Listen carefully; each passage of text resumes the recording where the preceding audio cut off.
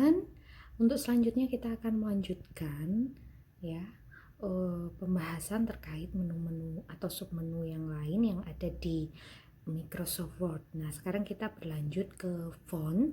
Di font ini ada beberapa bagian yang mempunyai fungsi masing-masing, di mana sebenarnya untuk di kolom font ini sendiri itu fungsinya untuk merubah jenis huruf atau nanti merubah kalimat ya, tulisan bukan kalimat, maaf, tulisan yang akan nanti bentuk-bentuknya seperti apa, ukurannya berapa. Nah, ini ada di posisi di font ini. Dalam submenu font ini ada beberapa bagian ya. Di sini istilahnya ada font size ya. Dalam font size ini fungsinya untuk mengatur berapa besar ukuran huruf kita ya. Kalau biasanya untuk makalah, untuk laporan kasus, lalu untuk karya tulis ilmiah umumnya itu menggunakan 12 ya. Nah, kalau misalnya tidak bisa menggunakan kursor, bisa menggunakan apa? Kita bisa menggunakan Ctrl, Shift, dan P ya untuk mengatur berapa besaran hurufnya. Nah, selain font size juga terdapat fungsi ya, bold ya, lalu italic dan underline ya. Bold ini untuk nebalkan ya, italic ini untuk miring, underline ini untuk menggarisbawahi. Saya contohkan di sini misalnya, nah seperti ini. Ini akan saya ganti ukurannya menjadi yang lebih besar ya. Terus saya akan mencoba menebalkan. Setelah itu saya miringkan dan saya garis bawahi ya. Nah, kalau misalnya kursornya tidak bisa digunakan, maka untuk bold kita bisa mengganti atau menekan tombol Ctrl B pada keyboard. Untuk italic atau miring itu kita bisa menggunakan Ctrl I. Lalu untuk underline atau garis bawah kita bisa menggunakan Ctrl U ya. Nah, untuk selanjutnya yaitu ada icon atau di sini pangkat-pangkat ya. Ada yang pangkatnya di atas, ada yang di bawah. Nah, nanti teman-teman bisa menggunakan sesuai dengan kebutuhan, mau yang di bawah ataupun yang di atas. Nanti tinggal diblok aja ya, diblok lalu diketikkan. Ya, misalnya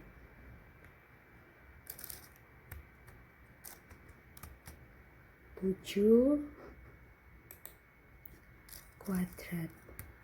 Nah, seperti ini. Nanti tinggal diklik kembalikan lagi ya. Seperti itu. Kalau misalnya tidak bisa menggunakan kursor, selanjutnya yang ada pada Microsoft Word itu ada menu paragraf ya. Di menu paragraf ini ya, di menu paragraf ini berfungsi untuk membuat tampilan dokumen itu yang lebih rapi dan teratur ya. Terus bagian-bagian yang ada di paragraf itu ada apa saja? Yang pertama ya, ini ada bullet. Bullet merupakan fasilitas yang digunakan sebagai tanda sebuah butir-butir dokumen yang membentuk icon-icon. Kita akan mencoba mempraktikkan. Di sini saya punya paragraf ya, dimana saya menceritakan terkait ITKM yang ada di Jalan Sidotopo ya, dan berdiri sejak tahun 2009. ITKM Widhi Cipta Husada memiliki 8 program studi yaitu, nah di sini ada 8. Nah, supaya lebih rapi dan ada icon-icon atau istilahnya butir-butir dokumennya, maka saya akan blok 8 program studi dan mencoba memberikan pilihan bullet. Nah, misalnya mau checklist ataupun yang lain, ini saya buat checklist ya, seperti itu. Lalu ada menu lagi yang namanya numbering ya. Di sini numbering ini bisa digunakan untuk menandai butir dokumen dalam bentuk bisa angka dan juga bisa huruf ya.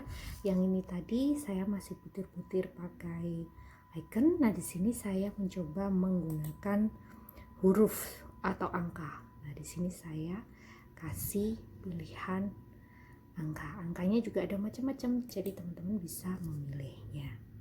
Ya. Seperti itu. Lalu ada multi-level list ya.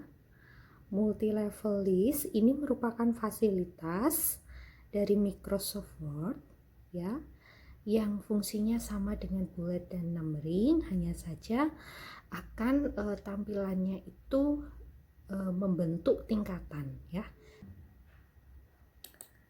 Ada bagian decrease indent ya. Ini fasilitas yang diberikan oleh Microsoft Word untuk membuat paragraf menjadi menjorok ke kiri. Kita coba ini ya, kita blok lalu kita klik.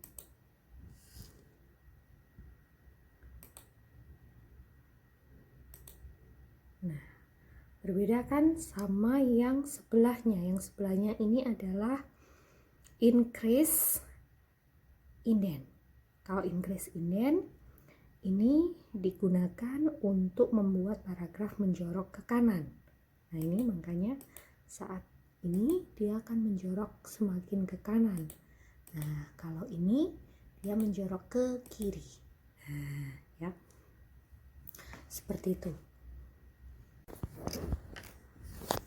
Selanjutnya di sini ada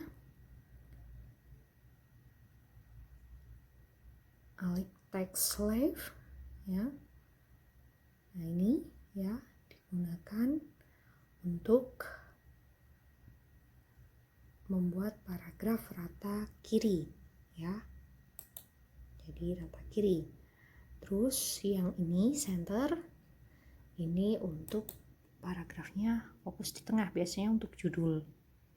Lalu sebelahnya lagi right ya, untuk rata kanan. Lalu kalau biasanya kita bikin makalah itu rata kanan kiri ya. Nah, seperti ini ya, rata kanan kiri. Oke, terus di sini juga ada shading, ini untuk memberikan blok ya. Kayak kalau misalnya kita mau membuat menandai suatu kalimat ya, bisa menggunakan ini. Misalnya ini kita mau menandai tahun berdirinya aja, kita kasih warna kuning. Nah, misalnya seperti itu. Lalu kalau sebelahnya lagi bottom border, ini untuk membuat tabel. Misalnya kita mau menyisipkan tabel di sini.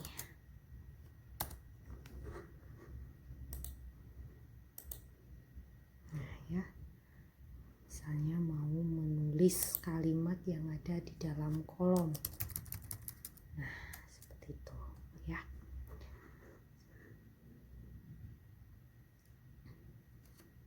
Selanjutnya adalah menu style. Menu style di Microsoft Word ini bisa digunakan untuk menjaga agar format dokumennya itu konsisten ya, atau sama. Terus juga bisa digunakan untuk membuat daftar isi ya. Teman, selanjutnya kita akan membahas terkait menu insert. Nah, pada menu insert itu ada beberapa bagian lagi ya. Yang pertama itu page ya, di sini ya. ini fungsinya untuk mengatur halaman sebuah dokumen. Kita bergeser ke kanan, kita punya tabel. Nah, di sini fungsinya untuk membuat tabel ya, membuat tabel di dalam Microsoft Word kita ya. Lalu di sini ada picture. Ya, di sini untuk menyisipkan gambar, kita bergeser lagi. Shape, clip art ini juga untuk menyisipkan gambar-gambar ya. Untuk membuat gambaran kotak ataupun lingkaran. Nah, di sini intinya untuk menyisipkan gambar atau icon-icon tertentu ya. Seperti itu. Ya, sama smart art itu juga menyisipkan grafik, chart juga grafik ya. Screenshot ini untuk menyisipkan tangkapan layar ya ke dokumen ya. Jadi fungsinya di sini adalah untuk menyisipkan gambar-gambar ataupun bagan ya, seperti itu. Lalu kita bergeser ke sisi kanan ya.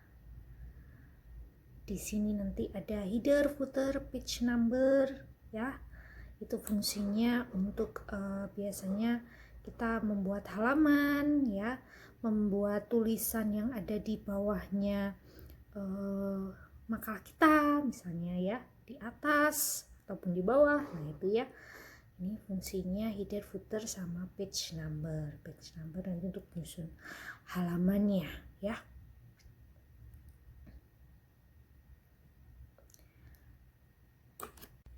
Nah, untuk selanjutnya ada quick part ya. Ada quick part di sini untuk menyisipkan format teks ya. Tapi biasanya jarang digunakan. Terus insert word art ya, untuk mengubah tulisan lebih artistik ya, bergaya-gaya. Seperti itu. Terus ada drop cap. Ini untuk menyisipkan format penulisan seperti ada huruf besar pada suatu paragraf, kayak kalau nulis novel, nah seperti itu. Ya. Setelah itu di sini juga ada insert data, insert hari, tanggal, ya, waktu. Nah, ini bisa digunakan. Terus ada simbol ini biasanya digunakan untuk kita kalau misalnya mau menyisipkan simbol-simbol tertentu pada kalimat atau paragraf kita